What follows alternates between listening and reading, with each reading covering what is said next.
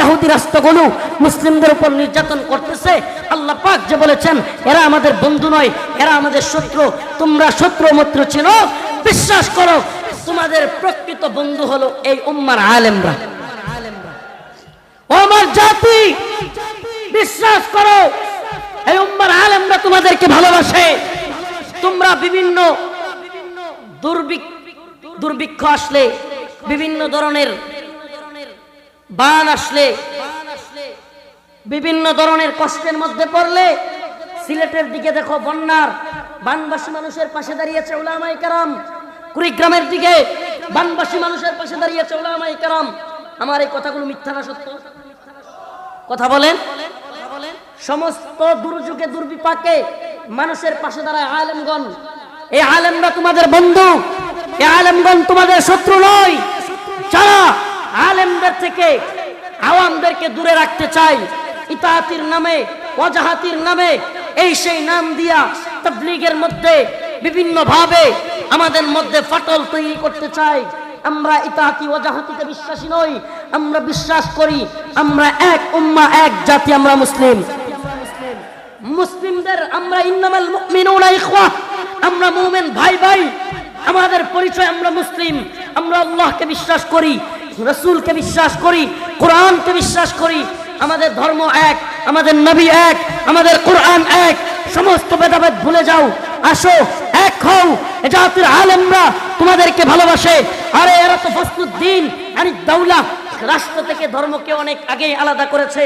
এখন নতুন ষড়যন্ত্র শুরু করেছে ফাসলুল উলামা আনিল আওয়াম, আওয়ামদের থেকে আলেমদেরকে দূরে রাখা। এজন্য বিভিন্ন নাম দিয়া বিভিন্ন ফিতনা আবির্ভাব হবে। আলেমদেরকে এ জাতির সামনে লাঞ্ছিত হিসেবে দেখানোর, আলেমদেরকে ধর্ষক হিসেবে দেখানোর, আলেমদেরকে রাজাকার বলার, আলেমদেরকে বিভিন্ন নামে ট্যাগ দিয়া, নেম কিলিং নাম দিয়া নামকে হত্যা করা, এটাকে বলে নেম কিলিং। এই নেম কিলিং আজকে শুরু হয় নাই, এই নেম কিলিং শুরু করেছে হিটলারের মন্ত্রী। আর এই হিটলারের মন্ত্রীরা এখনো আছে।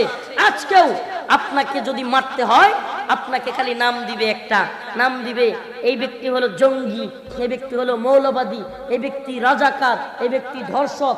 এইভাবে নাম দিয়ে দিয়ে আপনাকে আগে জাতির সামনে খারাপ বানাতে চাইবে, আপনাকে আগে আলেমদেরকে জাতির সামনে কলঙ্কিত করতে চাইবে, তারপরেই আলেমদের উপর জুলুম শুরু হয়ে যাবে। ও আমার জাতি, তোমাদেরকে বলে যাই, আজকের এই শেরপুরের জিনাইগাতির হাজারো মুসলিমদের সামনে আমি তোমাদেরকে বলতে চাই, বলো এই জামানায় হযরত আবু বকর ওমর কি আবার আসবে? তোমরা কি আবু বকর ওমরের মতো লোক পাবা? উসমান এবং আলী রাদিয়াল্লাহু আনহুর মতো লোক কি পাওয়া যাবে? বলেন পাবেন? আলী, ওমর, আবু বকর, উসমান রাদিয়াল্লাহু আনহুর মতো লোক পাবেন না। তাহলে নাইবে নবী কারা? এই যুগে কি আল্লাহর নবীর কাজ করার কেউ নাই? এরা যদি ভুলের ঊর্ধ্বে নাও হয়, মানুষ ভুলের ঊর্ধ্বে নয়, আলেমদের ভুল হইতে পারে, কিন্তু আলেম যদি ব্যক্তিগত ভুল করে কিন্তু দিনের জন্য জেলে যায়, আমরা কি তাদেরকে ছেড়ে দিব? কথা বলে না। আলেমরা যদি ব্যক্তিগত ভুলও করে কিন্তু দিনের জন্য যদি জেলে যায়, আমরা কি তাদেরকে ছেড়ে দিব? আমরা ছাড়বো না। কোন হিন্দুত্ববাদী শক্তি, কোন বিশ্বপরাশক্তি যদি এই উম্মার আলেমদেরকে নিয়ে আবারও নির্যাতনের খেলা খেলতে চাই, আবারও যদি জেল জরিমানার খেলা খেলতে চাই, আবারও যদি উলামায়ে হক্কানিকে জেলখানায় নিতে চাই, ও মুসলমান, তোমাদের কাছে আমার জানার ইচ্ছা, তোমরা কি আবারও যদি কোন বিদেশি শক্তি, আন্তর্জাতিক শক্তি কিংবা দেশীয় শক্তি ষড়যন্ত্র করে উলামায়ে কেরামকে, মুফতি আমির হামজাকে, মুফতি হারুন নিজারকে, মুফতি মাহমুদ হাসান গুনবী তো এখনো জেলে, মামুনুল হক জেলে, এইভাবে যদি আলেমদেরকে বন্দী রাখবার পায়তারা করে, তোমরা তাদের বিরুদ্ধে প্রতিহত করতে প্রস্তুত আছো তো? আছো তো ইনশাআল্লাহ? নারে তাকবীর, আল্লাহু আকবার। ইসলামের শত্রুরা হুশিয়ার সাবধান, ইসলামের শত্রুরা আল কোরআনের আলো ঘরে ঘরে জ্বালো। তাকবীর, আল্লাহু আকবার। অতএব তোমরা আলেমদের থেকে দূরে সরে যাবা না, এটা আমাদের রিকোয়েস্ট। ওই জামানার আবু জাহেল, উতবা, সাইবারা, ফিরাউন, নমরুদ, হামানরা চেষ্টা করতো নবী মুসা আলাইহিস সালাম থেকে লোকদেরকে কিভাবে সরায় রাখা যায়। নমরুদ চেষ্টা করতো ইব্রাহিম আলাইহিস সালাম থেকে লোকদেরকে কিভাবে সরায় রাখা যায়। আবু জাহেল উতবা সাইবারা চেষ্টা করত হযরতে মুহাম্মদ আরবি সাল্লাল্লাহু আলাইহি সাল্লাম থেকে লোকদেরকে কিভাবে দূরে সরিয়ে রাখা যায়।